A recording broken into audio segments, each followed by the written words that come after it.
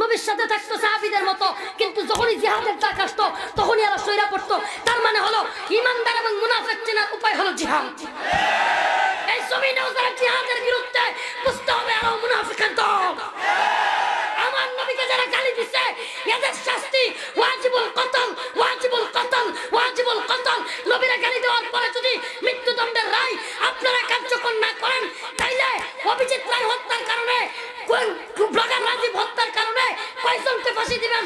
আগামী দিনেও যদি আমার নবীকে গালি দেয় আপনারা বিচার না করেন, রফিকুল ইসলামের নাম দেখেন, রফিকুল ইসলাম কথা দিচ্ছে ওর কল্লা উড়ে ফেলবে ইনশাআল্লাহ।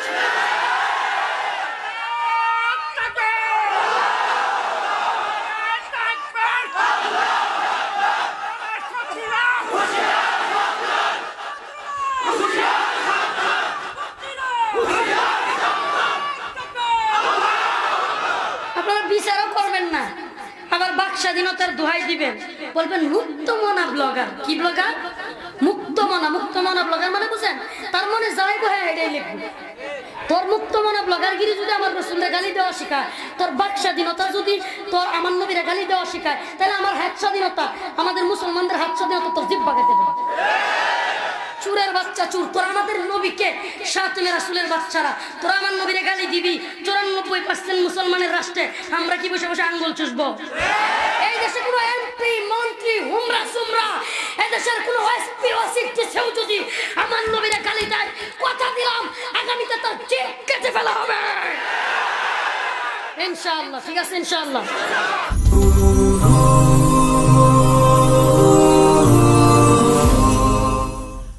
হবে না, মাজারে মান্নত করার কথা থাকবে না, মাজারে এসে কুরবানির কথা থাকবে না, মাজারে এসে সিজদা করার কথা থাকবে না, তার সব কথা থাকবে কোরআন সুন্নাহ অনুযায়ী। আর যদি কোরআন সুন্নাহকে বিকৃত করে, কোরআন সুন্নাহকে বাদ দিয়ে কোন পীর কোন মাজার থাকে, তবে কোরআন সুন্নাহ অনুসরণ করতে গিয়া আমাদেরকে বলতেই হবে কোরআন সুন্নাহর বিরুদ্ধে যে মাজার থাকবে, শিরিক থাকবে, মাজার পূজা থাকবে, ব্যক্তি পূজা থাকবে, কোরআন সুন্নাহকে মাইনাস করে যে মাজার থাকবে ওই মাজার ভেঙে দিতে হবে।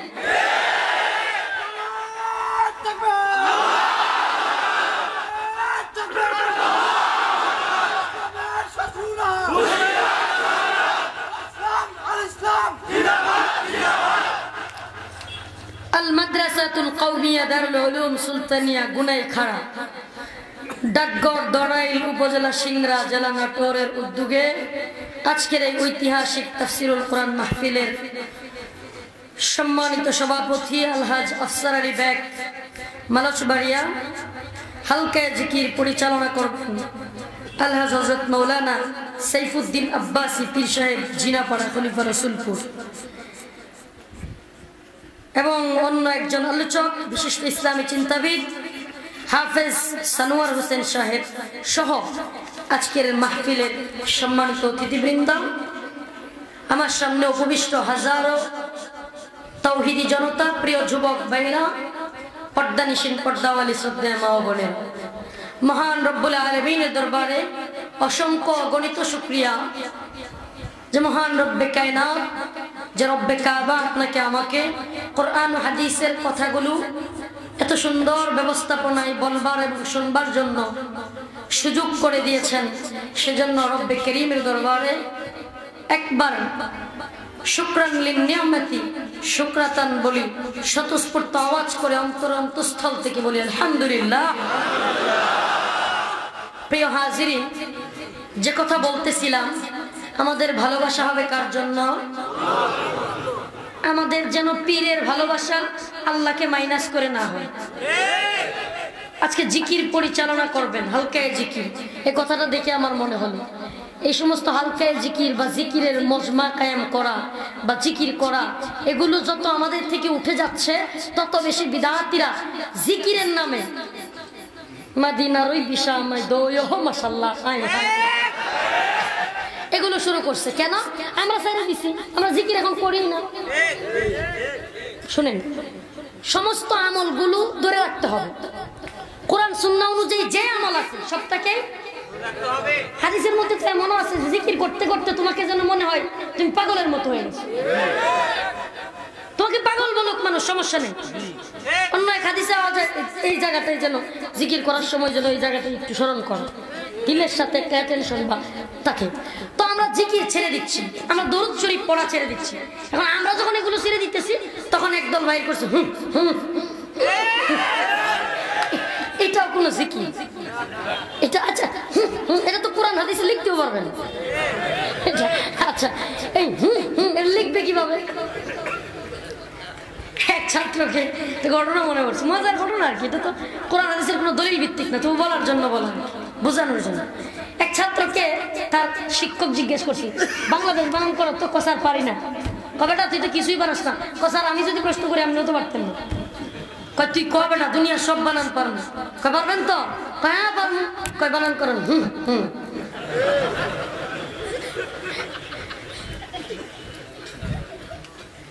স্যার কয় এটা সম্ভব না, আরেকটা ধর। কয় ঠিক আছে বানান করেন। সম্ভব বলেন? তাহলে এগুলো জিকির অসম্ভব? হ্যাঁ, আমাদের দেশে এই দল জিকিরের লোক আছে না নাই? এরা আবার কয় যে আসলে এদের সমালোচনা করলে এরা মনে করে আমরা হিংসা করি। আল্লাহ মাফ করুন, আল্লাহ আল্লাহকে সাক্ষী রেখে বলছি, ও আল্লাহ কথা যদি মিথ্যা হয় তবে আমি যেন জবাবদিহিতার কাঠগড়ায় দাঁড়াই। ওয়াল্লাহি আল্লাহর কসম, ব্যক্তি বিদ্বেষ, কারো কথা বলে ব্যক্তি বিদ্বেষ লালন করা কাউকে ছোট করার জন্য বলা নয়, কিন্তু এগুলো না বললে যাতে তো বিভ্রান্ত হবে। এদের এই কথা যদি কেউ বিশ্বাস করে যাতে তো মুশরিক হয়ে যাবে, উম্মাহ তো মুশরিকের পথে চলে যাচ্ছে। আরে বুঝে হোক না বুঝে হোক এদের কথা হাজারো মানুষ শুনতেছে। এই যে শুনতেছে আস্তে আস্তে যদি একটা মানুষের, অনেক পোলাপান আছে কি বুঝে যে এরা বন্ধ, তবুও শুনে কেন ভালো লাগে, বুঝেন না? এখন তো এদেরকে নিয়ে ডিজে পার্টি, বিয়ের মধ্যে এদের জিকির দিয়া ডিজে পার্টিতে বক্স বাজায় পোলাপান, এটাও নাকি জিকির। হ্যাঁ আবার যুক্তি দেয় কয় আমার জিকিরের মধ্যে রিমিক্স লাগাইছস তোরা, এটা দিয়েও দিনের খেদমত দিতেছে।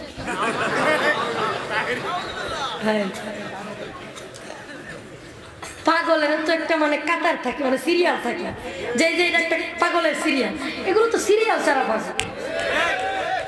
পাগলের তো নির্দিষ্ট সিরিয়াল থাকে, যে এই সিরিয়াল মানে এক ক্যাটাগরি বি ক্যাটাগরি, এর একেবারে ক্যাটাগরি ছাড়া পাগল। কি যে বুঝে না সেটাও বুঝে না, অজীব কথা। আরে ভাই এতই যদি জ্ঞানী হন আপনি, তাহলে আপনি সুস্পষ্ট শিরিক কথাগুলো বুঝেন না কেন? আসল কথা হলো না না না, আপনি বুঝতে হবে। আমি যতটুকু অ্যানালাইজ করছি বা আমি যতটুকু গভীরে গিয়া চিন্তা করে দেখছি, আমি যতটুকু পাইছি, আরে এদের তো বিভিন্ন, এদের মধ্যেও লোক আছে যারা বর্তমানে ফিরে আসতেছে, আলহামদুলিল্লাহ। এক সময় এদের সাথে চলতো অনেক লোক, বক্তা, বড় বড় সেলিব্রিটি এখন ফিরে আসতেছে না?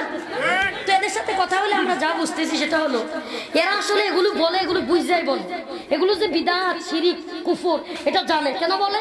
বাস্তব কথা হলো এদের ঈমান আকীদার কোনো কিছুর প্রয়োজন নাই, তৃতীয় কোনো শক্তি, ইহুদি, খ্রিস্টান বা অন্যান্য কোনো এজেন্ডা বাস্তবায়ন করার জন্য বলে। মানে এদের কথা হলো যেমনি হোক ইসলামকে কলুষিত করা, ইসলামকে কলঙ্কিত করা। এই যে ওয়াজের চেয়ারে বৈশা যাহা তাহা বললে একটা হয় কি, এদের দ্বারা হইলো মানুষ বক্তা হুজুর আর কি, ঠিক কিনা? এই যে একটা মানুষের যে দৃষ্টি অবনত হচ্ছে, জাতির যে কুধারণা বা যে একটা মাইন্ডসেট আপ হচ্ছে, মানে দৃষ্টিভঙ্গির পরিবর্তন হচ্ছে। আগে ওয়াজের মঞ্চগুলোতে কত সুন্দর নসিহত হতো, কত সুন্দর কথা থাকতো, মানুষ ওয়াজের মঞ্চে আয়েশা মুরব্বিদের কথা শুইনা, আলোচনা শুইনা, শেখুল হাদিস আল্লামা আজিজুল হক রহমাতুল্লাহ আলাইহি কথা বলতেন, আর অনেক মুরব্বিরা কথা বলতেন, তাদের কথা শুইনা দিল নরম হয়ে যেত, মানুষ আমলি হয়ে যেত। কিন্তু এখন আমাদের মঞ্চগুলো হাসির মঞ্চ হচ্ছে, কেউ বা আবার জিকিরের নামে রঙ্গমঞ্চ বানাচ্ছে। এগুলো করে করে ইসলামের বরং ক্ষতি করতেছে। আপনি এদের প্রোগ্রামে হাজার হাজার মানুষ দেখা ইসলামের সফলতা ভাবলে ভুল করতেছে। এটা ইসলামের সফলতা নয়, বরং এটা সুস্পষ্ট ইসলামের ব্যর্থতা। উলামায়ে কেরামদের, আমি তো মুরব্বীদের বলি যে আপনারা একটা প্ল্যাটফর্ম দয়া করে তৈরি করেন, দল না অমুক সংগঠন ওয়াজের, তমুক সংগঠন, এগুলো তো একটা সংগঠন, এগুলো একটা নিজেদের দলীয় এজেন্ডা বাস্তবায়ন, এমন না। বরং সকল দল মিলে একটা সংগঠন তৈরি করা হোক, যেখান থেকে পরীক্ষা দিতে হবে বক্তার আগে পরীক্ষা দিতে হবে। কষ্ট নিচ্ছেন? কেউ কি কষ্ট নিচ্ছেন? আমিও যদি রফিকুল ইসলাম যদি অযোগ্য হয়, আমার এবিলিটি না থাকে, আমিও প্রোগ্রাম করলাম না, কথা বললাম না। আরে আমার কথা বলার দ্বারাই কি, না বলার দ্বারাই কি? আরে কোনো জ্ঞানী মানুষ যদি কথা বলে দিনের ফায়দা হয়, আমি না বললেও যদি দিনের কাজ চলে, আমার দ্বারা হইলেই কি অন্য ব্যক্তির দ্বারা হইলেই কি দিনের কাজ তো হচ্ছে, সমস্যা তো নেই। কিন্তু যদি অযোগ্যরা এইভাবে ছড়াইয়া যাইতে থাকে, আল্লাহ মাফ করুক, আমি কারো নাম নিতে চাচ্ছি না, কেউ নাম নিবেন না, এইভাবেই যদি আমাদের ওয়াজের মঞ্চগুলোকে হাসির পাত্রে পরিণত করা হয়, তাহলে দিনকে দিন কেন কথাগুলো বলতেছি, গত কয়েকদিন আগে দেখলাম সিনেমার নায়ক, সিনেমার ভিলেনরা এক ধরনের স্টেজ প্রোগ্রাম করে, বক্তা সাজায়া দাড়ি নাই দাড়ি লাগায়া তারপরে স্টেজ প্রোগ্রাম করে, নিজেরা ইচ্ছা করে আবার এটাকে মারছে, মানে এটা হলো ভিডিও করা এবং ওয়াইজদেরকে সমালোচিত করা এবং ইসলামকে হাসির ঠাট্টার স্বরূপ পেশ করা মানুষের সামনে, উম্মার সামনে, এটাই ছিল তাদের মূল মাকসাদ। করছে কি করে নাই? এক সময়ের একজন নায়ক, এই মনে করেন যে যেগুলো ব্লু ফিল্মের মতো খারাপ চরিত্র অভিনয় করতো, এ সমস্ত নায়ক টুপি মাথায় দিয়া স্টেজে বৈশা ওয়াজ করা শুরু করছে। নাম হলো মাদিনা, কি নাম? আচ্ছা আপনি বলেন, আপনারা অনেকেই বলবেন, আরে হুজুর আপনি বুঝতেছেন না, নায়ক ইসলামের পথে আসতেছে, স্টেজে এসে করতেছে, টুপি মাথায় দিতেছে, এটা ইসলামের বিজয়। আমি বলবো সবকিছুতে এত ইসলামের বিজয় দেখেন, সবকিছুতে ইসলামের বিজয় দেখেন। ইসলামের বিজয় তো তখন হবে যখন ইসলাম লালন করার জন্যই তারা ফিরে আসবে, ঠিক কি ঠিক না?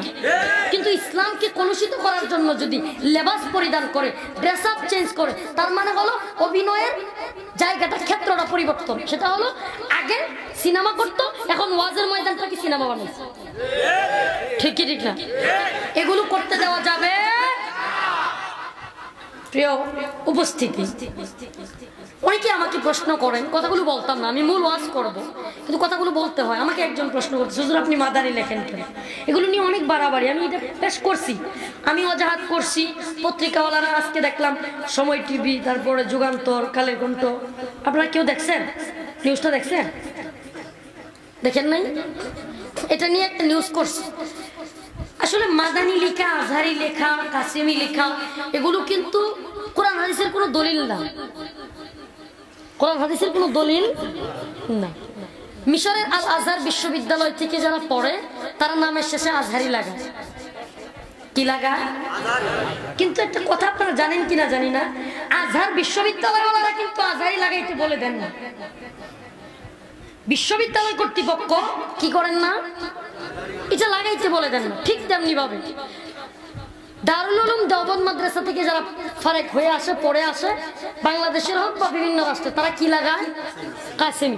কিন্তু দেওবন্দওয়ালারা কিন্তু বলে দেয় না আপনি কাসেমি লাগান, বলে দেয়। কেন লাগায়? আল্লামা কাসেম নানুতুবি রহমাতুল্লাহি আলাইহি সে মাদ্রাসার প্রতিষ্ঠাতা, এজন্য ওনার প্রতি মহাব্বতে, ওনার প্রতি মহাব্বতে, ওনার ভালোবাসায় নামের শেষে কি লাগায়?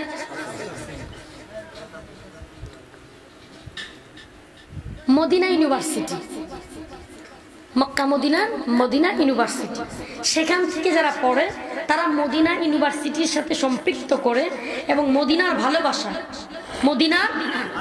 ভালোবাসায় মাদানি লাগায়। কিন্তু আপনাদেরকে বোঝানোর জন্য বলছি, এগুলো বলতাম না, আমার ওয়াজ করব।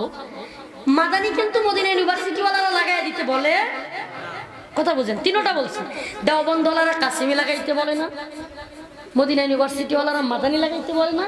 আরো আছে বাবার সাথে নাম লাগা, যেমন মোহাম্মদ বিন সালমান, মোহাম্মদ বিন, তার মানে সালমানের ছেলে মোহাম্মদ, তার মানে কি বলেন? সালমানের ছেলে মোহাম্মদ। শামিম বিন সাইদি, শামিম বিন সাইদি সাহেবের ছেলে মাসুদ বিন, মানে সাইদি সাহেবের ছেলে মাসুদ, মানে এটা কি বিন লাগা, উপমহাদেশে বাবার সাথে সম্পৃক্ত করে, বাবার সাথে সম্পৃক্ত করে নামের শেষে বাবার নাম জুড়ে দেয়। আবার কেউ আছে যে বিশ্ববিদ্যালয়ে ইউনিভার্সিটিতে পড়েছে, যে কলেজে পড়েছে, যে মাদ্রাসায় পড়েছে, সেই মাদ্রাসার সাথে সম্পৃক্ত করে লাগায়। আবার কেউ আছে কোনো উস্তাদকে মুহাব্বত করে অথবা উস্তাদের কাছে পড়ছে, সেই সুবাদে নামের শেষে কি লাগায়? উস্তাদের নামের নামটা লাগায়। আবার অনেকে আছে এলাকার সাথে সম্পৃক্ত করে, কিরকম? যেমন নুরুল ইসলাম অলিপুরি, নুরুল ইসলাম, তাফাজ্জুল হক হবিগঞ্জি, আব্দুল খালেক, শরীয়তপুরি, এগুলো কি এলাকার সাথে সম্পৃক্ত করে তারপরে নামের শেষে টাইটেলগুলো লাগাই দাও। আচ্ছা, এতক্ষণ পর্যন্ত নামের যে কথাগুলো বললাম, একটার দ্বারাও কি মনে হয়েছে আপনার যেগুলো কোরআন হাদিসের? আচ্ছা বলেন, যদি কোরআন হাদিসের নিষেধ না থাকে, উপমহাদেশের নিয়ম থাকে, তাইলে মদিনা ইউনিভার্সিটিতে পড়ে ওই ভার্সিটির আদর্শে কেউ যদি মদিনা লাগাইতে পারে, আমি জামিয়া মাদানিয়া বাড়িধারা থেকে পড়েছি, আমার মাদ্রাসাও মাদানিয়া, তাহলে আমি কি মাদানি লাগাইতে পারি না? এটা যদি বাদই দেন তাহলে আমি বলবো মদিনা ইউনিভার্সিটিওয়ালারা তো বলে দেয় না, না আমার উস্তাদরা তো বলছেও, আমার উস্তাদ আমি লাগাইছি এই জন্য। এরপরে কথা হলো যে মাদানি লাগানো বা না লাগানো এটার দ্বারা কোনো কিছু যায় আসে না। আমি মাদানি লাগাইলেই আমার আলোচনার পরিবর্তন হয়ে যাবে, আর মাদানি না লাগাইলেই আলোচনা করতে পারবো না, বিষয়টা কেমন? তবে মাদানি কেন? আমি আগেও বলছি, এখনো বলছি, এক সময় আমাকে শিশু বক্তা বলা হতো। কি বলা হতো? অতিরিক্ত মাত্রায় আমি এটা নিতে পারতাম না। কেন? শিশু বক্তা আবার কি হতে পারে? এদেশেও তো ৬-৭ বছরের পরে দাঁত উঠে গেলে তারা আর শিশু কয় না।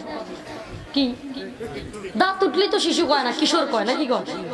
তো শিশু বক্তা এটা আবার কিভাবে হইতে পারে? এটা একটা ব্যবসার দাম, এটা ওয়াজ না, ওয়াজের নামে আওয়াজ, আর হলো ব্যবসার দাম। অনেকে আমার নাম দিয়া ইউটিউবাররা থাম্বনেল লাগায় দেয়। মিজানুর রহমান আজারি সাহেব এক ওয়াজে বলেছেন, শিশু বক্তা বড় বড় কথা বলে, মুরব্বীদের সামনে হাত নাড়ায়, এখন ওই কথার সাথে আমার নাম জুড়ে দিচ্ছে। আরে ভাই, উনি কি আমার নাম বলছে? আমি নিজেকে আমার নামে শিশু বক্তা বলি, তো এগুলো আমার সাথে জুড়ে আমার ছবি দিয়ে দেওয়ার কারণ কি? আমি নিজেকে শিশু বক্তা জাহির করতে চাই না। শিশু বক্তা আমি আবারও বলছি, এদেশেও যাদের দাঁত উঠে যায়, ৬-৭ বছর ৮ বছরের পোলাপান বা ৮+, এদের কেউ শিশু বলে না, কিশোর বলে। কি বলে?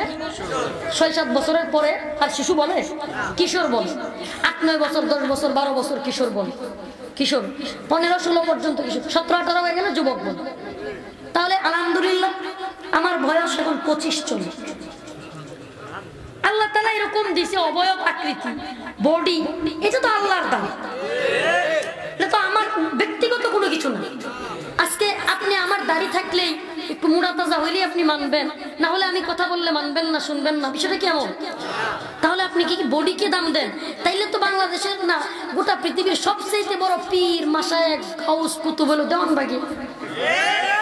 তার তো ফ্যাটের অভাব নাই, শরীরের অভাব নাই, ফুটকা কথা বলেন না। এদেশে কিসের কোন বক্তা তক্তা, কিসের পীর? সব পীরের বড় পীর হলো দেওয়ানবাগী, কারণ তার শরীরের আকৃতি 4-5 জনে ধরে ফুটকা ভিতরে চলে গেছে। তবে খেলাফত দিয়ে গেছে নিক্সন চৌধুরী, শামীম ওসমান, কয়েকটারে খেলাফত দিয়ে। আল্লাহ তাআলা সকলকে বোঝার তৌফিক দান। আমি ওইদিকে যেতে চাচ্ছিলাম না, কিন্তু এই কৌতূহল ছিল আপনাদের অনেকে, ছিল কি ছিল না? তো এই কৌতূহল ভাঙছে, তো ভাঙছে। এরপরে দেখেন এই নামটা, এরপরে আমি যখন দেখলাম না, অনেকেই ভাবে যে আমি মদিনা ইউনিভার্সিটি থেকে পড়ছি, এটা মানুষ দুঃখা খায়, তখন আমি এটা কেটে দিছি। জানেন কিনা? কেটে দিয়েছিলাম থেকে আমি একবারে ডিলিট করে দিছি। আমার ফেসবুক আইডি ছিল রফিকুল ইসলাম মাদানি, সেখান থেকে মাদানি কেটে দিছি। আমার মাদ্রাসার ইয়াতে ছিল মাদানি, ওখান থেকে কেটে দিছি। কিন্তু ইদানিং এক লোক, ওনার নাম রফিকুল ইসলাম মাদানি, উনি আমার নামে উকিল নোটিশ পাঠিয়ে দিছে। ওনার নামে আমি কেন নামের সাথে আমিও মাদানি লাগাই? কথা হইল ওইটা। খোঁজ নিয়ে জানলাম উনি মদিনা ইউনিভার্সিটিতে পড়েন নাই। উনি কি করে? মদিনায় ব্যবসা করে। তুমি যদি মদিনায় ব্যবসা করে মদিনা মাদানি লাগাইতে পারো, তা আমি জামিয়া মাদানিয়ায় পড়ে মাদানি লাগাইতে পারি না? এগুলো লাগানো দিয়ে কোনো কিছু যায় আসে না। মুরব্বীরা এই নামের টাইটেল একটু এই কথা বলেন না, অপারেটর কোথায়? মুরব্বীরা এই সমস্ত নাম জৌলুস, এই অমুক সাহেব আসছে, রাজপথ কাঁপছে, এগুলো মুরব্বীরা তেমন পছন্দ করে না। ঠিকই ঠিক না? আমি এদিকে আসতেছি, স্লোগান দিতেছি, আমি কিন্তু না করছি। কেন? আসলে আমাদের বড়রা এগুলো খুব অপছন্দ করে। কেন অপছন্দ করে? কারণ ব্যক্তিকে প্রমোট করতে গেলে, বেশি প্রমোট করতে গেলে ব্যক্তির ভিতরে এক ধরনের রিয়া চলে আসে, অহংকার চলে আসে। যেই ব্যক্তিটা আজকে ইসলামের খেদমত করতেছে তাকে বেশি প্রমোট করতে গিয়া আপনি তার ভিতরে যদি রিয়া ঢুকায় দেন, অহংকার ঢুকায় দেন, কিছুদিন পরে এই লোকটার দ্বারা দিনের খেদমত হবে। তা আপনি কেন এটা করবেন? যতটুকু সম্মান করার দরকার ততটুকু করবো, ঠিক কি ঠিক না? রে ভাই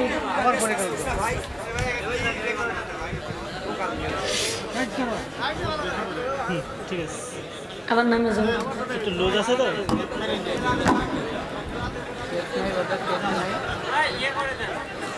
স্টেপ দিয়ে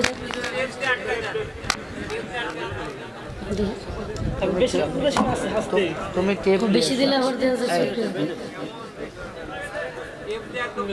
এদিকে এই শহর দিতে হবে। আচ্ছা আমরা একটু জিকির করি। আল্লাহ সুবহানাল্লাহ আলহামদুলিল্লাহ লা ইলাহা ইল্লাল্লাহ সুবহানাল্লাহ আলহামদুলিল্লাহ লা ইলাহা ইল্লাল্লাহ সুবহানাল্লাহ আলহামদুলিল্লাহ লা ইলাহা ইল্লাল্লাহ মুহাম্মাদুর রাসূলুল্লাহ সাল্লাল্লাহু আলাইহি ওয়াসাল্লাম। আমাদের সবকিছু হবে কার জন্য? জোরে বলেন। আমাদের কোনো কিছুই যেন লোক দেখানো না হয়। লোক দেখানো ইবাদত আল্লাহর কাছে গ্রহণযোগ্য হয়। কোন ব্যক্তি যদি হজ করে কিন্তু তার নিয়ত হলো মানুষ এলাকায় আসলে আমাকে হাজী সাহেব বলবে, হজ কবুল হবে? কেন? হজ খারাপ কাজ, কিন্তু তবুও কেন কবুল হবে না? লোক দেখানো। তাহলে আমাদের সবকিছু হতে হবে কার জন্য? আরো জোরে বলেন। এই যে ওয়াজ মাহফিল, বক্তা দাওয়াত দেয়া, এত বড় মজমা হওয়া, এগুলো যদি শুধুমাত্র জৌলুস আর লোক দেখা হয়, রফিকুল ইসলামকে দেখে আসি, রফিকুল ইসলাম দেখতে কয় ফুট লম্বা এটা দেখে আসি, এই যদি হয় ইচ্ছা, তবে তুমি মনে রাখবা আজকের আশা তুমি ব্যর্থ হলা। আর যদি হয় আল্লাহর জন্য, আরে রফিকুল ইসলাম কোরআনের কথা বলবে, আমি সেই কথাগুলো শুনবো। অন্যান্য উলামায়ে কেরাম যারা আছেন, আফসার আলী সাহেব, সানোয়ার হোসেন সাহেব কোরআনের কথা বলবে, আমরা কোরআনের কথাগুলো শুনবো, আমল করার নিয়তে শুনবো। আমরা তো শুনবোই, বাড়িতে গিয়ে অন্য ভাইদের কাছে পৌঁছাবো। তাহলে কি হলো?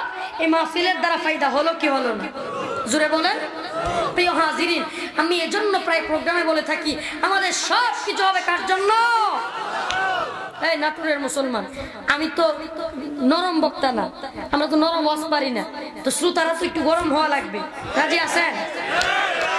মুজাহিদ, মুজাহিদ হতে হবে। কি হতে হবে? বর্তমানে আর সময় নাই ঘরে বসে থাকবার। শুধুমাত্র মাহফিলের স্টেজে স্লোগান হবে না, প্রয়োজনে রাজপথে আন্দোলন করতে হবে। প্রস্তুত আছেন?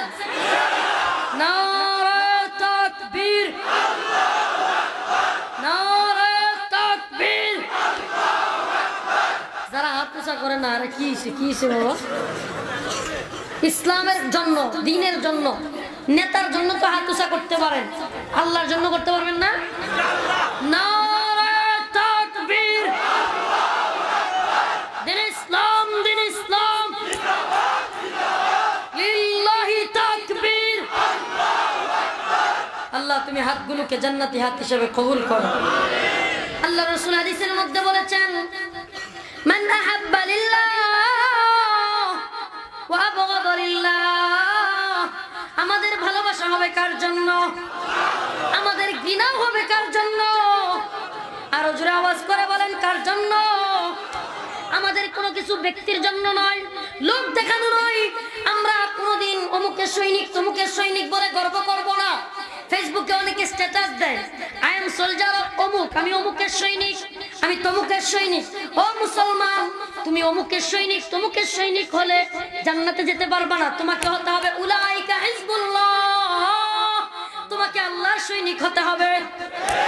ঠিক কি ঠিক না? নাকি খবরের মধ্যে বলবে what is your team, Awami League and BNP? বলবে? বুঝেন নাই? What is your team? Awami League and BNP. তোমার দলের নাম কি? আপনি বলবেন I am BNP, I am soldier of Ziaur Rahman, আমি জিয়াউর রহমানের সৈনিক। মন কেন নাকি আপনি আপনি জিয়াউর রহমান সৈনিক, ঠিক আছে জান্নাতে যান, তাই? আর যদি বলেন I am soldier of Bangabandhu, আমি বঙ্গবন্ধুর সৈনিক, সর্বনাশ। ওই যে 7ই মার্চের ভাষণ দিছিল বঙ্গবন্ধু, সর্বনাশ। আপনি যে বিনা হিসাবে জানেন বলবে? জোরে বলেন না না না না না। তুমি বঙ্গবন্ধুর সৈনিক বলো, জিয়াউর রহমানের সৈনিক বলো, কিংবা এই দেখে তো আবার এরশাদ চাচার সৈনিকও আছে। এরশাদ চাচার সৈনিক বললে তো নিশ্চিত চলে যাবেন। যাবেন? এক ছেলেকে পাত্র দেখতে আসছে, মেয়ে পক্ষের লোকেরা দেখতে আসে না তো, বাড়ির ভিতরে সবাই মিলে বসছে, ছেলেকে বিভিন্ন কথা জিজ্ঞেস করতেছে। তো এক ফাঁকে একজন বলল যে আচ্ছা মেয়েকে ভরণ পোষণ কিভাবে করবে, ছেলে কি করে? ছেলেকে প্রশ্ন করলো বাবা তুমি কি করো? সে এমনি কুট্টারা ধরে বললো আমরা জাতীয় পার্টি করি। কি বলে? হ্যাঁ কি করে? ছেলের বাপ দাঁড়ায় গেছে, মেয়ের বাপ দাঁড়ায় গেছে, এই ছেলের সাথে বিয়ে দিব না আমি। বিয়ে কি হয়েছে? ছেলের বাপ বলে কি হয়েছে? আমার ছেলে তো নেতা। হয় আপনার ছেলে নেতা? কিসের নেতা? হচ্ছে কিছুই বুঝে না। কি কোন আমার ছেলে নেতা? কি বুঝে না মানে? আপনার ছেলে কি যে বুঝে না সেটাও বুঝে না। প্রিয় ভাই, হাসানোর উদ্দেশ্য না, কিন্তু বলতে চাই তুমি অমুকের সৈনিক তমুকের সৈনিক বললে জান্নাতে যাইতে পারবা। আরে তুমি আওয়ামী লীগের সৈনিক, বিএনপির সৈনিক, বঙ্গবন্ধু জিয়াউর রহমান এরশাদের সৈনিক কেন? তুমি যদি আহমদ শফি সাহেবের সৈনিক বলো, তুমি যদি বাবুনগরী সাহেবের সৈনিক বলো, তবুও তুমি জান্নাতে যাইতে পারবা না। সাইদি সাহেবের সৈনিক বললেও যেতে পারবা না। তোমাকে সৈনিক বলে যাওয়া যাবে না, তোমাকে হতে হবে আল্লাহ এবং রাসূলের সৈনিক। তোমাকে তোমার সবকিছু হতে হবে আল্লাহর জন্য। আরে শুনেন, আজকে যারা অনেকেই বলেন যে হুজুর আপনারা কোনো কিছু ভয় পান না, এত গরম কথা বলতে পারেন কেমনে? আমরা আপনাদেরকে বলতে চাই, শুনেন, আমাদের অন্তরে যেই বিশ্বাস, যেই ভালোবাসা, যেই আজমত সম্মান আল্লাহর প্রতি, আলহামদুলিল্লাহ, অহংকার না, আল্লাহর জন্য যা কিছু করব এই অবস্থা আপনার অন্তরে তৈরি করেন, দেখবেন পৃথিবীর কোনো তন্ত্রমন্ত্র, পৃথিবীর কোনো তাগুতের সামনে আপনার মাথা নত হবে না। এটা যদি হিম্মত তৈরি করতে পারেন, কি জন্য? যারা প্রধানমন্ত্রীও মানুষ নাকি অন্য গ্রহের প্রাণী? মানুষ তো। প্রধানমন্ত্রী আল্লাহর বান্দি, রাষ্ট্রপতি আল্লাহর বান্দা, আমিও আল্লাহর বান্দা, এমপি মন্ত্রী এসপি ডিসি সব কার বান্দা? আল্লাহ তো কোরআনে কইছে ওয়ালা তাজিরু ওয়াজিরাতু বিজরা উখরা। একজনের শাস্তি তো আরেকজনের দেওয়া হইব না। তাহলে প্রধানমন্ত্রীর কথায় যদি আমি গুনাহ করি, বিরোধী দলীয় নেত্রীর কথায় যদি আমি গুনাহ করি, উনি তো আমার শাস্তির ভাগ বটোয়ারা নিবে। তাহলে আমি কেন ওনার কথায় গুনাহ করব? তার মানে হলো আল্লাহর কাছে শেখ হাসিনাও যা, আপনিও তা। ঠিক কি ঠিক না? আল্লাহ চাইছে ওনাকে প্রধানমন্ত্রী বানাইছে, আল্লাহ চায় না আপনাকে রিকশাওয়ালা বানাইছে। আল্লাহ চাইছে রিকশাওয়ালা হয়েছেন, এর মানে এই না যে উনি জান্নাতি আর আপনি জাহান্নামী, অথবা আপনি জান্নাতি উনি জাহান্নামী। উনার আর আপনার মধ্যে পার্থক্য হলো আমল। ইন্নাল্লাযীনা আমানু ওয়া আমিলুস সালিহাত কানাত লাহুম জান্নাতুল ফিরদাউসি নুজুলা। ইন্নাল্লাযীনা আমানু, তুমি ঈমান এনেছো, তুমি বঙ্গবন্ধুর কন্যা হও আর আব্দুল কাদিরের ছেলে হও আর মফিজউদ্দিনের ছেলে হও, তুমি ঈমান এনেছো, ওয়া আমিলুস সালিহাত, তার সাথে সাথে নেক আমলও করো। ঈমান এবং নেক আমল যদি এক হয়ে যায়, কানাত লাহুম জান্নাতুল ফিরদাউস, তোমার জন্য আল্লাহর জান্নাত। তবে তোমাকে বুঝতে হবে ইন্নাল্লাযীনা ক্বালু রাব্বুনাল্লাহ, তুমি যে বলতেছো আল্লাহ এক, সুম্মা ইসতাকামু, এই কথার উপর অটল অবিচল থাকতে হবে। হামলা মামলার ভয়ে এই কথা থেকে ফিরে আসলে হবে না। এই কথা থেকে যদি একটু হামলা মামলার দমক মারে আওয়ামী লীগের এক নেতা অথবা ক্ষমতাসীন দল বিএনপি, এখন আওয়ামী লীগ পরে বিএনপির এক নেতা দমক মারছে আর আপনি ভাই আমি ঠিক আছে আর এগুলো বলবো না, ওসি আপনারা দমক দিছে, এগুলো কেন বলছেন? আপনি বললেন হ্যাঁ ঠিক আছে আমি আর বলবো না, এটা বলতে পারবো না। ওসিরা বলবো বেটা তোর বাপের দেশে বলি, তোর বাপের দেশ এটা? বলবে হ্যাঁ আমার বাপের দেশ। তাহলে আমার বাপের দেশ না? তোর বাপের দেশ, আমারও তো বাপের দেশ। তুই এই দেশের নাগরিক, আমিও তো এই দেশের নাগরিক। তুমি বারাটিয়া থাকো না, তুমি তো বারাটিয়া থাকো, যেই থানায় যায় ওসি কিন্তু নিজের থানায় চাকরি করতে পারে, তুমি তো ওই থানায় গিয়ে বারাটিয়া থাকো। ঠিক কি ঠিক না? আপনাদের বিরুদ্ধে বলা আমাদের উদ্দেশ্য না, কিন্তু কথা হলো আপনারা ইসলামের পক্ষে কাজ করেন। থানার কোনো কাজ লাগলে আমরা থানায় যাই, ওসিকে সম্মান করি, সম্মান জানাই, দারোগাকে সম্মান জানাই। কোনো কাজ উকিলের প্রয়োজন হলে কোর্টে আমরা উকিল ধরি, উকিলকে সম্মান জানাই। ম্যাজিস্ট্রেটের কাজ হলে ম্যাজিস্ট্রেটকে সম্মান করি। বাড়ি করতে হলে বাড়ির ইঞ্জিনিয়ারকে সম্মান করি, ইঞ্জিনিয়ারের কাছে যাই কি যায় না? তার মানে আমরা যেই জায়গায় যাকে প্রয়োজন হয় সেই জায়গায় তাকে সম্মান করি। ঠিক তেমনি ভাবে আপনারাও মনে রাখবেন, কোরআন হাদিসের ইলম যারা অর্জন করছে, কোরআনের জ্ঞান যাদের কাছে আছে, তাদেরকেও আপনারা এই ডিপার্টমেন্টের জ্ঞানীদেরকে, আল্লামা বাবুনগরীকে, আল্লামা জুনায়েদ আল হাবিব, মাওলানা মামুনুল হক, আল্লামা খালিদ সাইফুল্লাহ আইয়ুবী, নূর হোসেন কাসেমী এবং যারা ছিল আছে তাদেরকে সম্মান করতে হবে, মহব্বত করতে হবে। এখানে এসে যদি আপনি এখন পিঠে ওয়াজ করতে পারবেন না, হুমুক আয়াতের করতে পারবেন না, তাহলে আমরা বলবো বেটা আল্লাহর জমিনে, জমিনটা কার? জোরে বলেন, এই জমিন কার? কোরআনটা কার? জমিন কার? কোরআন কার? আল্লাহর জমিনে আল্লাহর কোরআনের কথা চলবো, তুমি কেডা? তুমি কে? জানতে মনে চায়। আমি মাঝে মাঝে কয়েকটা ধরি যে আপনারা কি নিষেধ করেন কেন? হুজুর আমরাও তো মুসলমান, আমরা নিষেধ করি না। কই মিয়াই আমি জানি না, আপনি বিয়াতে গেলেই থানায় গেলেই কন যে হুজুরের সারা কি আর ওয়াজ করানো যায় না? ও সামনে এসে ভাব ধরেন না, সামনে এসে হুজুর আমরা মুসলমান, আমরা ইসলামের পক্ষে ভাব ধরে, মানে সাধুর বান। ওই যে কয় না যে দুর্নীতির একলাই বসে জাগির করে জ্ঞান, কলম দিয়া কামায় টাকা, আবার ধরে সাধুর বান। ওরা শিক্ষিত শয়তান। কি শয়তান? দুর্নীতির একলাই বসে জাগির করে জ্ঞান, কলম দিয়া কামায় টাকা, আবার ধরে সাধুর বান। ওরা শিক্ষিত শয়তান, ওরা শিক্ষিত শয়তান। ওরা কি শয়তান? এই সমস্ত আল্লাহ পাক এদের থেকে আমাদেরকে মুক্ত রাখুক। এজন্য বলি ভাই, আমাদের কথা হবে কার জন্য? আল্লাহর জন্য কথা বলবো, আল্লাহর কোরআনের কথা বলবো। ভয় পাওয়ার কোনো কারণ?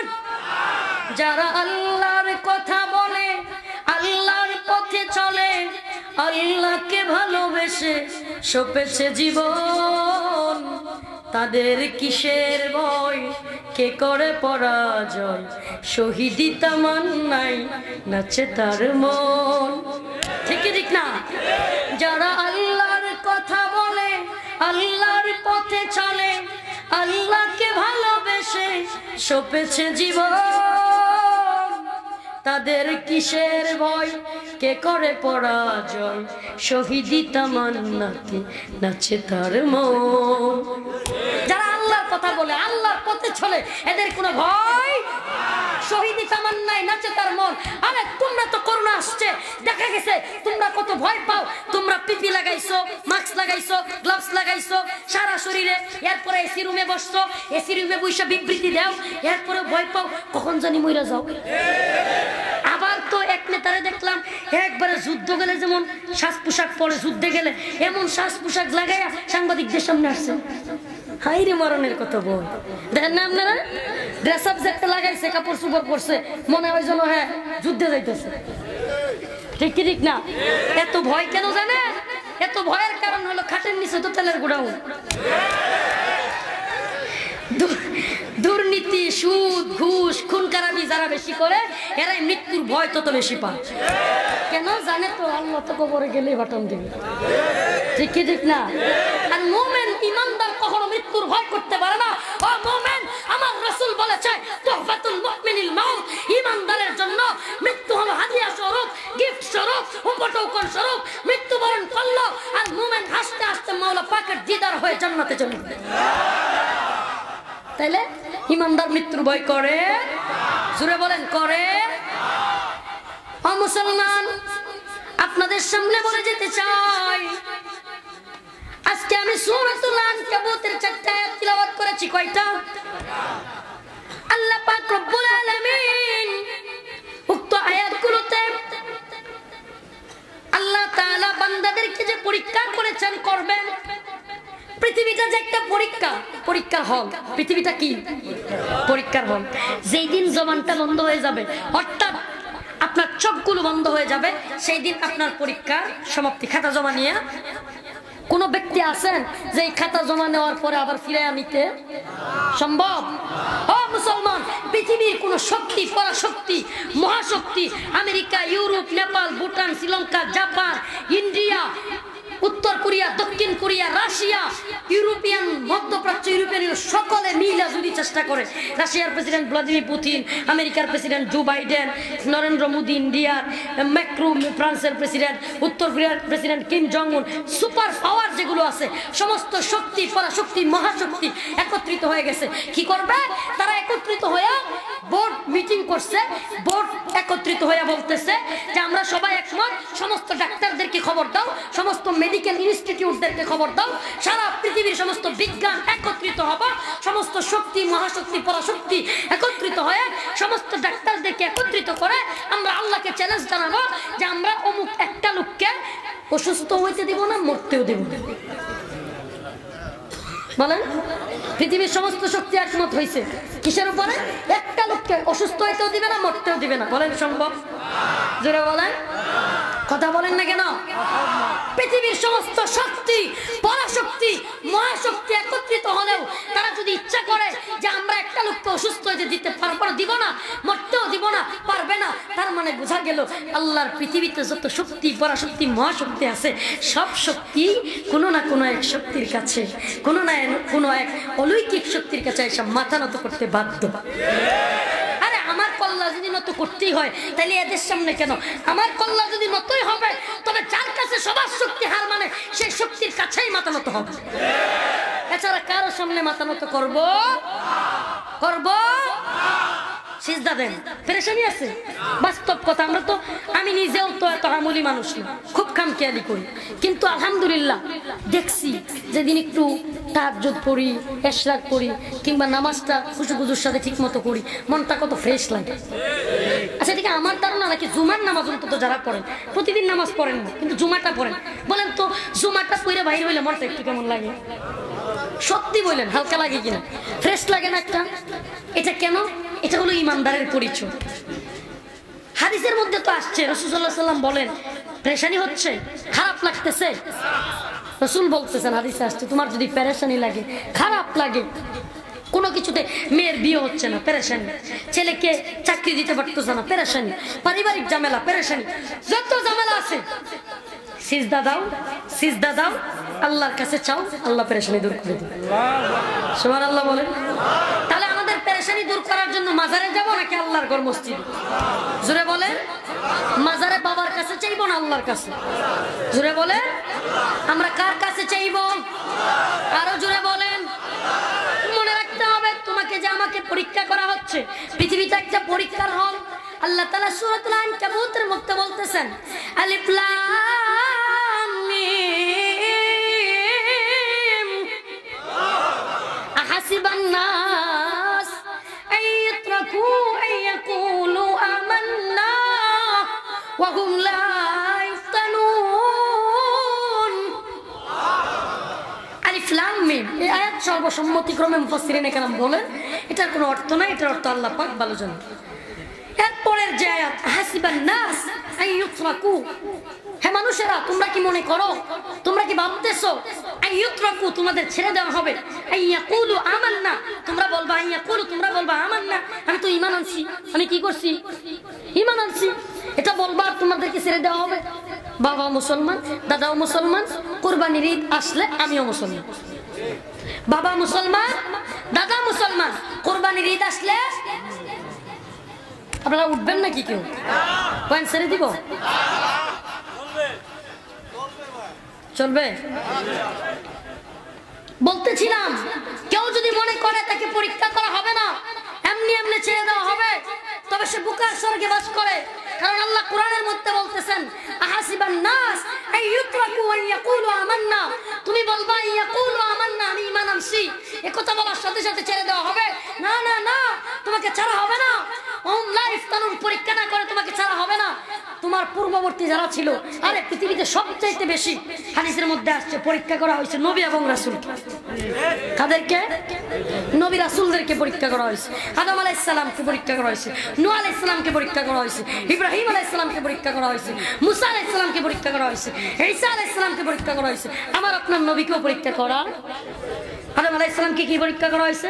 গন্ধব খাওয়ানো হয়েছে। কাঁদতে কাঁদতে কাঁদতে কাঁদতে উনি এত কাঁদছেন, কান্নার পরেও আল্লাহ পাকের কাছে ক্ষমা চায়া পরীক্ষায় ফেল করছেন না পাস? জোরে বলেন। আমাদেরকে আল্লাহ তাআলা যুগে যুগে পরীক্ষা করেন, আমাদেরকেও পরীক্ষায় পাস করতে হবে। নবীকে তায়েফের ময়দানে পাথরের আঘাত খাওয়ানোর প্রয়োজনীয়তা আল্লাহ ছিল, এত ভালোবাসতেন ছিল না, নবীকে কেন আঘাতপ্রাপ্ত করলেন? এটাও আল্লাহর একটা পরীক্ষা। আমার নবীকে যখন যায় বলল ফেরেশতারা, ও নবী আপনি বলেন তায়েফবাসীকে দুই দিক থেকে চাপা দিয়ে মেরে ফেলবো। আমার নবী বললেন না না না, এদেরকে যদি চাপা দিয়ে দাও, ধ্বংস করে দাও, আমি কার কাছে ইসলামের দাওয়াত দিব? নবী পরীক্ষায় পাস না ফেল? চাচা আবু জাহেল, আবু লাহাব ইসলামের বিরুদ্ধে গেল, আল্লাহর নবী আল্লাহকে দইরা রাইখা চাচাদেরকে ছেড়ে দিলেন। নূহ আলাইহিস সালাম তার ছেলে কেনান কেনান তার ধর্মের বিরুদ্ধে গেল। নূহ আলাইহিস সালাম সন্তান কেনান তাওহীদের বিরুদ্ধে গেল, আল্লাহর বিরুদ্ধে গেল, আল্লাহকে ধরে রেখে কেনানকে ছেড়ে দিলেন কে? নূহ আলাইহিস সালাম। নাকি ছেলেরে ধরে রাখলেন? ইব্রাহিম আলাইহিস সালাম পিতা কাজরকে ধরে রাখা আল্লাহ ছেড়ে দিয়েছেন। পরীক্ষাতে তারা ওনারা পাস না ফেল? বলেন ও মুসলমান, ঠিক তেমনি ভাবে আমার আল্লাহ কোরআনের মধ্যে বলেন, ওয়ালাকাদ ফাতান্নাল্লাযীনা মিন ক্বাবলিহিম ফালা ইয়ালামান্নাল্লাহ। আমার আল্লাহ বলেন তোমাদের পূর্ববর্তীদেরকে পরীক্ষা করা হয়েছে, এ যুগেও তোমাদেরকে পরীক্ষা করা হবে। ও মুফতি সাহেব, আপনি জ্ঞান মুফতি হয়েছেন, আপনি বিশাল বড় মুফতি, অথচ আমার নবীর পক্ষে যারা বলছে, ব্লগার রাজীবকে মারছে, অভিজিৎ রায়কে মারছে, এদের আজকে ফাঁসি হয়, আর আপনি গ্র্যান্ড মুফতি তালা লাগাইছেন মুখে। আফসোস, আপনি গ্র্যান্ড মুফতি, বিশাল বড় মুফতি, হাদিয়াতু পারা মায়ের সব চলে। আজকে আমার নবীকে যারা গালি দিচ্ছে, সে অভিজিৎ রায়, ব্লগার রাজীবদেরকে হত্যার কারণে আমার ভাইদের ফাঁসি হয়, আজকে আপনি রায় দিতে পারেন না। আরে মুফতি সাহেব তো মাইমন সিং এর সন্তান, আমাদের মুরব্বী মাইমন সিং এর সন্তান, দেখা দিছে যে মাসআলা কিভাবে দিতে হয়, ইলমের টাকা যা আছে। মুফতি হইছেন, গ্র্যান্ড মুফতি হইতে হলে আপনাকে অবশ্যই জাতি যখন আপনার দিকে তাকায় থাকবে তখন ফতোয়া দিতে হবে। ফতোয়া তো এমন হবে, আল্লাহর নবীকে যে গালি দিবে তাকে হত্যা করা ওয়াজিব, ওয়াজিবুল কতল। আপনি মুফতির মুখ থেকে এমন ফতোয়া আসবে, যারা হত্যা করেছে তাদেরকে ফাঁসি দেওয়া হবে না, যারা ফাঁসি দিবে তারা আল্লাহর নবীর দুশমন, ম্যাজিস্ট্রেট হতে পারে, উকিল হতে পারে, বিচারপতি হতে পারে। সেই ব্যক্তি আল্লাহর পক্ষের মুজাহিদদেরকে, নবীর পক্ষের মুজাহিদদেরকে ফাঁসির রায় দেওয়ার কারণে সে ব্যক্তি মাহবুবুল্লাহ কাসেমি মাইমুন সিং এর ফতোয়া দিয়ে দিয়েছেন, মুফতি মনসুরুল হক জামিয়া রহমানিয়ার ফতোয়া দিয়ে দিয়েছেন। যে ব্যক্তি, যে উকিল, যে বিচারপতি আল্লাহর নবীর পক্ষের মুজাহিদদেরকে ফাঁসির রায় দিবে, সাতমে রাসূলদের পক্ষ নিবে, সে মুসলমান না, সে মুসলমান ইসলাম ধর্ম থেকে খারিজ হয়ে গেছে, তার বউ তালাক হয়ে গেছে।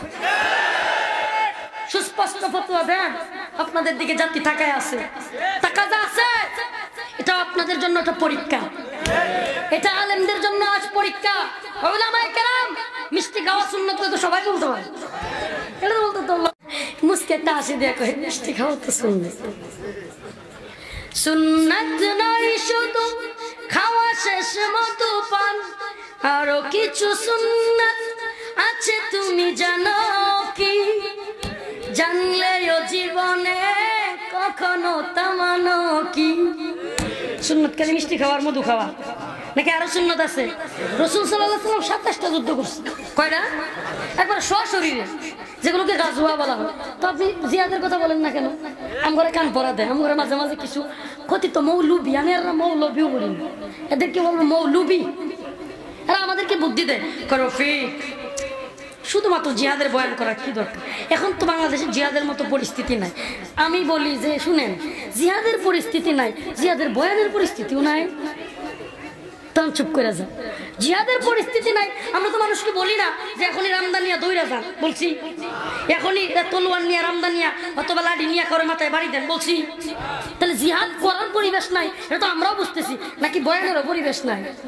আসলে জিহাদটারে এরা উঠাই দিতে চায়। শুনেন একটা কথা বলি, উলামায়ে কেরামকে সাক্ষী রেখে বলছি, আব্দুল্লাহ ইবনে উবাই এবং মুনাফিকের দলেরা নামাজও পড়তো, রোজাও রাখতো, নবীর সাথে থাকতো সাহাবীদের মতো, কিন্তু যখনই জিহাদের ডাক আসতো তখনই এরা সইরা পড়তো। তার মানে হলো ঈমানদার এবং মুনাফিক চেনার উপায় হলো জিহাদ। এই জমিনেও যারা জিহাদের বিরুদ্ধে, বুঝতে হবে এরা মুনাফিকের দল। আমার নবীকে যারা গালি দিছে এদের শাস্তি ওয়াজিবুল কতল, ওয়াজিবুল কতল, ওয়াজিবুল কতল। নবীরা গালি দেওয়ার পরে যদি মৃত্যুদণ্ডের রায় আপনারা কার্যকর না করেন, তাইলে অভিজিৎ রায় হত্যার কারণে, ব্লগার রাজীব হত্যার কারণে কয়জনকে ফাঁসি দিবেন? আগামী দিনেও যদি আমার নবীকে গালি দেয় আপনারা বিচার না করেন, রফিকুল ইসলামের নাম লেখেন, রফিকুল ইসলাম কথা দিচ্ছে ওর কল্লা উড়ে ফেলবে ইনশাআল্লাহ।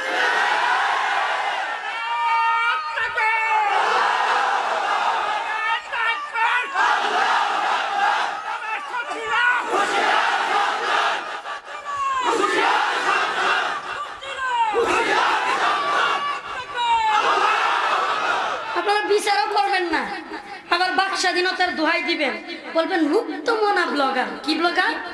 মুক্তমনা। মুক্তমনা ব্লগার মানে বুঝেন? তার মনে যাই বহে এটাই লিখবে। তোর মুক্তমনা ব্লগারগিরি যদি আমার রাসূলকে গালি দেওয়া শেখায়, তোর বাক স্বাধীনতা যদি তোর আমার নবীরে গালি দেওয়া শেখায়, তাহলে আমার হাত স্বাধীনতা, আমাদের মুসলমানদের হাত স্বাধীনতা তোর জিহ্বা কেটে দেবে। চুরের বাচ্চা চুর, তোরা আমাদের নবীকে, সাতমে রাসূলের বাচ্চারা, তোরা আমার নবীরে গালি দিবি। 94% মুসলমানের রাষ্ট্রে আমরা কি বসে বসে আঙ্গুল চুষবো? এই দেশে কোনো এমপি মন্ত্রী হুমরা সুমরা, এই দেশের কোনো এসপি ওসিটি সেও যদি আমার নবীরে গালি দেয়, কথা দিলাম আগামীতে তার চেক কেটে ফেলা হবে ইনশাআল্লাহ। ঠিক আছে ইনশাআল্লাহ। আপনারা যদি নবীরে কেউ গালি দেওয়ার সাথে সাথে তার বিচার করেন, আমরা আইন হাতে তুলে নিব না, কিন্তু আপনারাও বিচার করবেন না, প্রোটোকল দিবেন, নিরাপত্তা দিবেন। ভাবছেন কি দেশটা আমাদের মূল্য?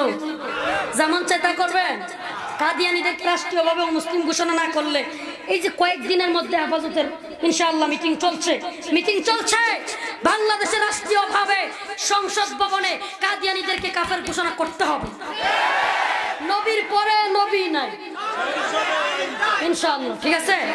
হেফাজত ইসলামের আমিরকে আমরা বলেছি, হুজুর আপনার জীবদ্দশায় ইনশাআল্লাহ বাংলা সংসদে প্রয়োজনে প্রত্যেকটা জেলায় আন্দোলনের ঘরে ঘরে তামান্নাল চলে উঠবে, তবু আমির হেফাজত আল্লামা বাবুনগরের জীবদ্দশায় গোলাম আহমদ কাদিয়ানীকে বাংলা সংসদে কাফের ঘোষণা করতেই হবে। রাজি আছেন তো মুসলমান? নাটুর বুঝি না, সারা দেশের প্রত্যেকটা জেলায় আন্দোলন করতে হবে। আমাদেরকে রাসূল পরীক্ষা করেন, জানেন না? আল্লাহ পরীক্ষা করতেছেন, আমার মুখের কথা নয়। আল্লাহর পরীক্ষা আমাদেরকে পাস করতে হবে কি হবে না? 94% মুসলমানের দেশ খালি গলাবাজি করে বক্তাগিরি করা না। 94% মুসলমানের দেশ, এটা বোঝানো লাগে। আমার দেশে কোনো আলেম জেলে থাকতে পারবে না, আমার দেশে কোনো আলেমের উপরে ছুরি দিয়ে আঘাত করা যাবে না, আমার দেশে নবীকে কেউ গালি দিতে পারবে না।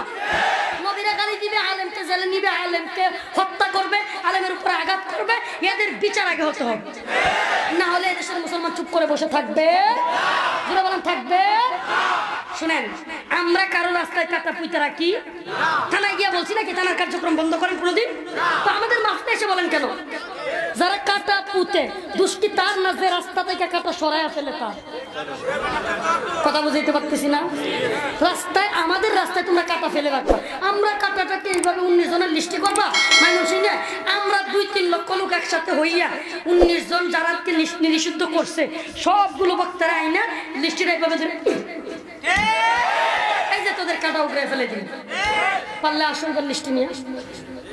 কত 6 তারিখ ময়মনসিংহে 19 জনের লিস্ট করছিল, 3-4 মাস যাবে। আমরা 19 জন বক্তাদের লিস্ট করছে, আন্দোলন করে এই সব বক্তারা দাওয়াত দিয়া একটা দিন একবারে ময়মনসিংহের মূল কেন্দ্র কলজাড়ার মধ্যে বইয়া সভা করছি। কি লেগে করছি? ইচ্ছা করে নিষিদ্ধ করেন। এই যে আপনাদের পুটলা, এই যে কাটা আপনাকে আমাদের রাস্তায় কাটা দেন, ইসলামের কাজ করবে, এখানে বাধা দেন কেন? আমরা কোনো দলের পক্ষে এজেন্ডা বাস্তবায়ন করার জন্য আসি না, কোনো দলের বিপক্ষে বলার জন্য আসি। আমরা তো আরে কথা তো বলি আল্লাহর জন্য, ঠিক কি ঠিক না? আমরা বিএনপির দালাল না, আওয়ামী লীগের দালাল না, জামাতের দালাল না, জমিয়তের দালাল না, হেফাজতের দালাল না, কোন দলের দালাল না, আমরা আল্লাহর দালাল, ঠিক কি ঠিক না? আমরা সাফাই গাইবো আল্লাহর জমিনে, বরত্বের জয়গান গাইবো তো আল্লাহরই গাইবো, ঠিক কি ঠিক না? আল্লাহর জমিনে আল্লাহর বরত্বের গান চলবে, ঠিক আছে? আল্লাহর জমিনে কোন নেত্রী, কোন নেতা, কোন বরত্বের গান হবে? জবান আল্লাহর, কোরআন আল্লাহর, জমিন আল্লাহ। আল্লাহর জমিনে আল্লাহর কোরআনের কথা হবে আল্লাহর জবান দিয়ে। আল্লাহ প্রদত্ত জবান পাইছি, আনলে হক হইছি, আল্লাহর জমিনে হুঙ্কার দিব, কথা বলবো, দিনের কথা শুনবো। আরে আমাদের কথা আপনাদের যদি চুলকানি হয়, সমস্যা লাগে, তাহলে আপনি আসবেন না। বাড়িতে খেতা কম্বল দিয়ে ঘুইরা নাকটা ধুইরা তোকে হেডফোন লাগিয়ে রাখবে, কিন্তু আমাদের জবান বন্ধ করে দিতে চাইবেন। ঠুটগুলো মনে করবেন যে অফ করে দিব, হুজুরদের টুটি চাইপা ধরবো। বেটা মুসলমান আর বসে থাকবে? পরে বসে থাকার সময় আমরা রাসূলুল্লাহ সাল্লাল্লাহু আলাইহি ওয়াসাল্লামের ভালোবাসায় উজ্জীবিত হব ইনশাআল্লাহ। আলিফ লাম মিম হাসিবান নাস ইউতরাকু আন ইয়াকুলু আমান্না ওয়া হুম লা ইফতানুন। কাউকে ছাড়া হবে না পরীক্ষা না করে, সবাইকে পরীক্ষা করা হবে। কেন? ওয়ালাকাদ ফাতান্নাল্লাযীনা মিন ক্বাবলিহিম, আল্লাহ বলেন তোমাদের পূর্ববর্তীদেরকেও, তোমাদের আগে যারা চলে গেছে তাদেরকেও আমি পরীক্ষা করেছি। কেন পরীক্ষা করেছি? এজন্য পরীক্ষা করেছি। ফালা ইয়ালামান্নাল্লাহু আল্লাযীনা সাদাকু, আমি দেখতে চাই তোমরা ওয়াজের স্টেজে এসে বলো আমি শামীম ওসমান এটা গর্ব করে এমপি, 22 বছর তাহাজ্জুদ পড়ি ওয়াজের মঞ্চে, আবার রাত করে গিয়া হিন্দুদের মন্দিরে ডিজে পার্টিতে মেয়েরা লয়ে নাচে। তাইলে কি? ফালা ইয়ালামান্নাল্লাহু আল্লাযীনা সাদাকু ওয়া লা ইয়ালামান্নাল কাযিবিন। আমার আল্লাহ দেহার আছে, তুই কি মুহে কস একটা আর কাজে পরিণত আরেকটা করস, তাইলে তুই ওয়া লা ইয়ালামান্নাল কাযিবিন, তুই মিথ্যাবাদী। আল্লাহ তাআলা বলেন তোমার কাজ এবং কথার মধ্যে মিল আছে কিনা, আমি এজন্য তোমাদেরকে পরীক্ষা করি। পৃথিবীতে আল্লাহ তাআলা সকলকে পরীক্ষা করতেছেন। আর যারা মনে করে অহংকারী, হাসিবাল্লাযীনা ইয়ামালুনা সাইয়্যাত, গুনাহ কাজ করতেছে আবার অহংকার করে দাম্ভিকতা নিয়ে চলে, মনে করতেছে তার কিছুই হবে না, ছাইরা দেওয়া হবে না। ইস্তাগফুনা মিনান নাস, তুমি হয়তো মানুষের কাছ থেকে তুমি নিজেকে গুটায় নিতে পারবা, অপমান কি বলে তোমার রেফারেন্স গুলো দলিল গুলো লুপাট করে অন্যায় কইরাও থানা থেকে ছাড় পাবা, জেলখানা থেকে ছাড় পাবা, কিন্তু আল্লাহ বলেন ওয়ালা ইস্তাগফুনা মিনাল্লাহ, আল্লাহর কাছ থেকে তুই ছাড় পাবি। তাহলে আল্লাহর পরীক্ষায় পাস করতে হবে না? হবে না? আরো জোরে বলেন হবে না? হবে না? তো আল্লাহর পরীক্ষায় পাস করার প্রয়োজনীয়তা আছে তো। আল্লাহ তাআলা আমাদের সকল গায়ে কেউ উঠবেন না, দয়া করে, দয়া করে কেউ উঠবেন না। আমি মুসাফির মানুষ, নাটোরে প্রথম আসছি, দয়া করে আমার কথাটা শুনবেন, যেহেতু ভালোবাসেন আমিও ভালোবাসি। এই রুমাল নিয়ে যান, উঠে। আল্লাহ আল্লাহ, এত রাত্র পর্যন্ত আমরা আল্লাহ দিনের কথা শুনলাম, বললাম। আল্লাহ যদি কোনো ভুল হয়ে থাকে আপনি মাফ করিয়া দেন, যে কথাগুলো সহি কথা সেগুলোর উপর আমল করার তৌফিক দেন। আল্লাহ আমাদের গুনাহকে তো মাফ করিয়া দেন, আল্লাহ আমাদের গুনাহকে তো মাফ করিয়া দেন। আল্লাহ ভিক্ষুক এক ঘরে ভিক্ষা না পাইয়া অন্য ঘরে যায়, ওই ঘরেও না পাইলে আরেক ঘরে যায়, কোনো না কোনো এক ঘরে পায়, কিন্তু আল্লাহ আপনারা দুয়ার থেকে যদি আমাদের ফিরাইয়া দেন আমরা আর কার দুয়ারে যাবো? আল্লাহ আল্লাহ আমাদের মাফ করিয়া দেন। আল্লাহ কতগুলো মানুষ নিয়ে হাত তুললাম, যার হাতকে পছন্দ হয় তার হাতকে ওসিলা করিয়া আল্লাহ আপনি আমাদের মাফ করিয়া দেন। আল্লাহ দোয়াকে কবুল করেন, মাদ্রাসাকে কবুল করেন, উস্তাদদেরকে কবুল করেন। আল্লাহ যিনি মাহফিলটা আয়োজন করলেন মাস্টার সাহেবকে কবুল করেন। আল্লাহ সমস্ত এলাকাবাসীকে আপনি কবুল করেন। এলাকাবাসীর মুর্দাগুনের কবরকে আল্লাহ জান্নাতের বাগান বানায়া দেন। যারা অসুস্থ আছে সুস্থতা দিয়ে দেন। আল্লাহ আমার আব্বা নাই, আমার মতো আরো যাদের আব্বা নাই, অনেকের আবার মা নাই, তাদের কবরগুলোকেও জান্নাতের বাগান বানায়া দেন। আল্লাহ উস্তাদে মুহতারাম নূর হোসেন কাসিম রাহমাতুল্লাহ আলাইহি নাই, আল্লাহ তার কবরকে জান্নাতের বাগান বানায়া দেন। আয় রব্বে কাবা, আল্লাহ যারা বিদেশে সফরে থাকে, প্রবাস জীবনে থাকে, তাদের প্রবাস জীবনকে আপনি সহি সালেম রাখেন। আয় আল্লাহ আমাদের রাষ্ট্রের আল্লাহ ক্ষমতাসীন দল বিরোধী দল সবাইকে ইসলামের প্রতি মাইল করে দেন। আল্লাহ প্রশাসনের ভাইদেরকে দিনের সহি বুঝ দিয়ে দেন। আল্লাহ দিন শেষে আমাদের সকলের আল্লাহ মৃত্যুর সময় মুখে জারি করে দিয়ে আল্লাহ ইলাহা ইল্লাল্লাহ।